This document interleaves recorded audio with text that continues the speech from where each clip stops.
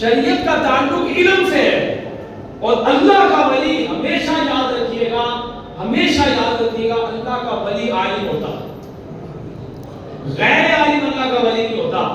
اور حضور غوث پاک رضی اللہ تعالیٰ عنہ کا قرآن سے تعلق دیکھیے، یہ میں ان ولیوں کے کاٹ کر رہا ہوں کہ جو اپنے آپ کو ولی کہتے ہیں یا صاحب زیادہ صاحب کہتے ہیں اور نماز پڑھنے نہیں آتی، سورہ اخلاص پڑھنے نہیں آتی، پارلیمنٹ کے ممبر بنے ہوں گے، جناب ہم فلاں کی اولاد میں سے، اولاد میں سے ہے سر آنکھوں پر، لیکن اولاد کا کام تھا علم کی شریعت کا مطابق اپنی زندگی گزارتے۔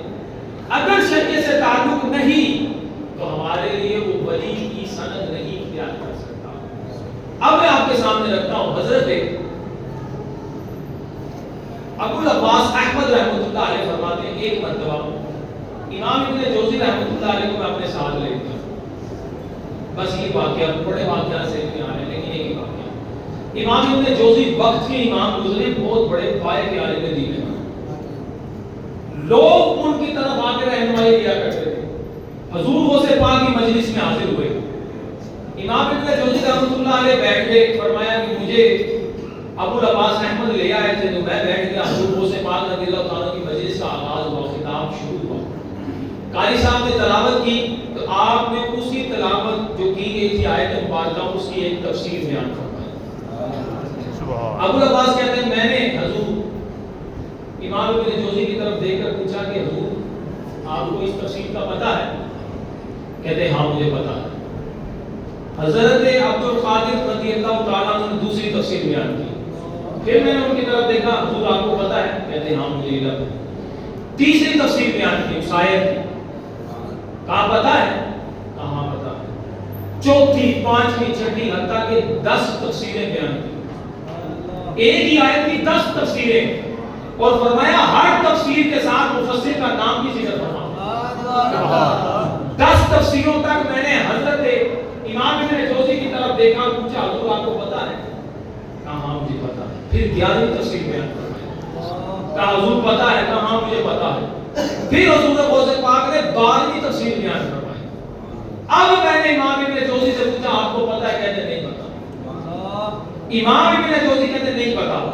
حضور غوث پاک نے بس نہیں کیا، دیکھو اللہ کا ولی کتنا بڑا عالم ہوتا ہے، ایک آیت کی 12ویں تفسیر، اور ادھر بس نہیں کیا، 15، 20، 25، 30، 35 تفسیریں بیان فرمائی۔ سبحان اللہ۔ اور ہر مرتبہ ابو العباس کہتے ہیں میں امام ابن جوزی کی طرف دیکھ کر پوچھتا آپ کو اس تفسیر کا علم ہے؟ کہتے نہیں مجھے علم نہیں۔ پھر فرماتے ہیں یہ سلسلہ بند نہیں ہوا، موقوف نہیں ہوا، حضور غوث پاک رضی اللہ تعالیٰ عنہ نے اسی آیت مبارکہ کی 40 تفسیریں بیان فرمائی، ہر تفسیر کے ساتھ مفسر کا نام ذکر فرماتے اور مکمل تفسیر بیان فرماتے، اور ہر مرتبہ ابو العباس کہتے ہیں میں امام ابن جوزی کی طرف مخاطب ہو کر کہتا آپ کو پتہ ہے؟ فرماتا ہے 40 تفسیروں تک وہ یہی کہتے رہے مجھے اس تفسیر کا علم نہیں۔ یہ تھا حضور غوث پاک رضی اللہ تعالیٰ کے علم کا لیول۔ آج کل ہم جن کو ولی بنا کے بیٹھے ان کو قرآن نہیں پڑھنا، تو غور فرمائیں کہ قرآن سے ان کا تعلق دیکھیے، بچپن میں 12 پڑھنے کے ٹائم پر 18 پارے، قاری صاحب نے پوچھا بیٹا آگے پڑھو، کہا حضور میری والدہ کو 18 پارے یاد، وہ جب بھی کوئی کام کرتی تھی تو قرآن پڑھتی رہتی تھی، میں نے اپنی ماں کے پیٹ میں 18 پارے یاد کر دی۔ عقل میں نہیں آتا، اس کو کرامت کہتے ہیں۔ کیسے یاد؟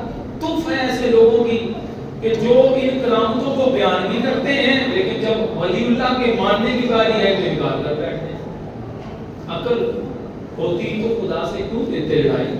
مسئلہ یہ ہے کہ ہم نے اپنی صحبت کو خیال کرنا ہے، صحبت اچھی تو انشاءاللہ میرا پاک، صحبت گندی تو ایسی مثال دی گئی ہے صحبت طالب گنا طالب گنا، صحبت صالح گنا صالح گنا۔ اچھے بندوں کی صحبت تجھے اچھا بنا دے گی، برے بندوں کی صحبت تجھے برا بنا دے گی۔ تو نیکوں کی صحبت اختیار کر لینا بندے کو نمازی بھی بنا دیتا ہے، قرآن کا قاری بھی بنا دیتا ہے، زبان درود پاک سے، تر بھی ہو جاتی ہے، سینہ نور بھی ہو جاتا ہے۔